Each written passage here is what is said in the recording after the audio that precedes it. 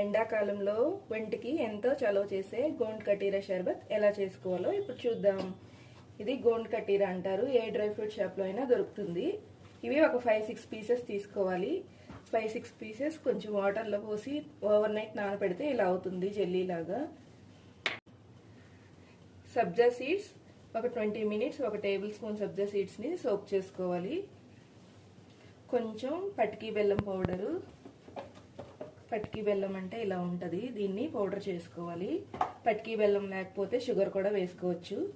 కొన్ని mint leaves, ఒక half lemon, కొంచెం కోల్డ్ వాటర్. ఈ లెమన్ స్లైస్ పిండుకోవాలి.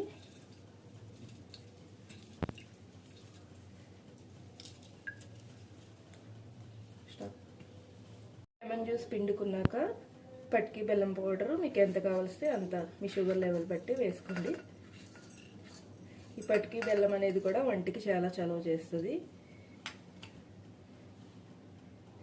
ఇప్పుడు సబ్జా వాటర్ కూడా దీనిలో యాడ్ చేసుకోవాలి.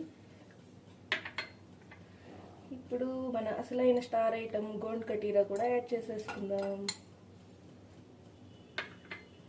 దీన్ని బాగా మిక్స్ చేసుకొని సరిపడినన్ని కోల్డ్ వాటర్,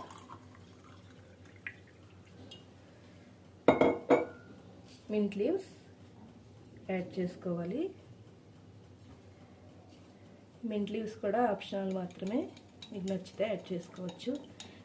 అంతేనండి, టేస్టీ టేస్టీ రుచికరమైన గోండ్ కటీరా షర్బత్ రెడీ అయిపోయింది. ఇది చేసుకోవడం చాలా సింపుల్ అండ్ హెల్త్ బెనిఫిట్స్ అయితే చాలా ఉంటాయి. Thank you for watching.